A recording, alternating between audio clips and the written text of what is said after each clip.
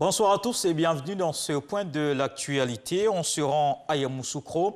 Un conseil des ministres tenu ce mercredi dans la capitale politique. Les membres du gouvernement étaient autour du chef de l'État pour la rencontre à la Fondation Félix Houphouët-Boigny pour la recherche de la paix.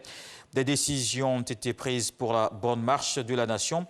Adoption de projets de loi, d'ordonnances, de mesures individuelles.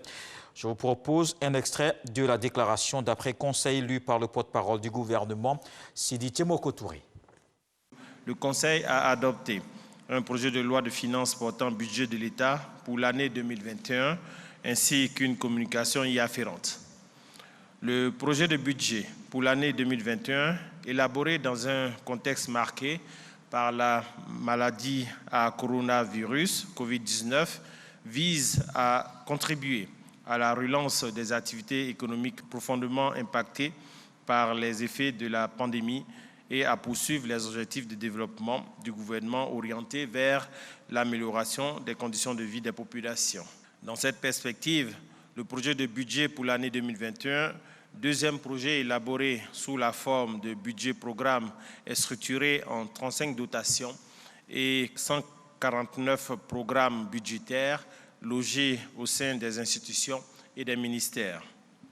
Il s'équilibre en ressources et en charges à 8 621,1 milliards de francs CFA et enregistre une progression de 6,9% par rapport au budget initial 2020. Cet équilibre devrait évoluer pour atteindre 9 129,8 milliards de francs CFA en 2022 et 9 916,3 milliards de francs CFA en 2023.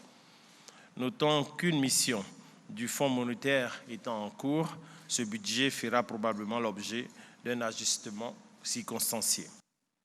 Dans le cadre de l'élection présidentielle, le Conseil constitutionnel a reçu l'ambassadeur des États-Unis en Côte d'Ivoire. Richard Bell était à la tête d'une mission internationale d'observation électorale. Cette délégation a eu ce mercredi une séance de travail avec le président du Conseil constitutionnel et quelques conseillers. Ces séances de travail s'inscrivent dans le cadre de l'assistance qu'apportent les organisations internationales pour la tenue d'élections crédibles et transparentes dans le pays. Le processus électoral qu'a expliqué le président de la commission électorale indépendante aux députés, Ibrahim Kouibier Koulibaly, rassure ses élus de la nation. Toutes les conditions sont réunies pour des élections apaisées.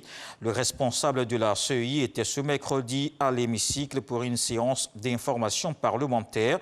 Se prononçant sur les différentes étapes du processus, le président de l'organe en charge des élections donne l'assurance. Sa structure est prête à relever le défi de la bonne organisation du scrutin du 31 octobre. Dans le reste de l'actualité en France, la Cour de cassation a rejeté ce mercredi le pourvoi de Félix Kabuga. Il est accusé d'être le financier du génocide au Rwanda et arrêté en mai près de Paris après 26 ans de cavale. Une décision qui valide ainsi définitivement sa remise à la justice internationale. La France a donc maintenant un mois pour le remettre au mécanisme pour les tribunaux pénaux internationaux. L'organe va poursuivre les affaires qui n'avaient pas été jugées par le tribunal spécial sur le Rwanda, aujourd'hui dissous. En France toujours, et pour terminer, l'Institut Pasteur de Lille affirme avoir trouvé une molécule très prometteuse pour lutter contre le coronavirus. Mais avant une éventuelle production massive, le médicament doit passer les tests cliniques chez le singe puis chez l'homme. À l'instar de l'hydroxychloroquine, il ne s'agit pas d'une nouvelle molécule, mais bien d'un médicament utilisé pour traiter d'autres pathologies. C'est d'ailleurs l'une des raisons pour lesquelles son nom est encore gardé secret. Le risque de création des marchés parallèles était important, comme ce fut le cas lors de la médiatisation de l'étude du professeur Didier Raouta à Marseille. Cette molécule a subi de multiples tests en laboratoire et affiche une très grande puissance contre le virus. Restez sur AT1 tout de suite les infos régionales. Le journal, c'est à 20 h. Je vous retrouve avec beaucoup de plaisir.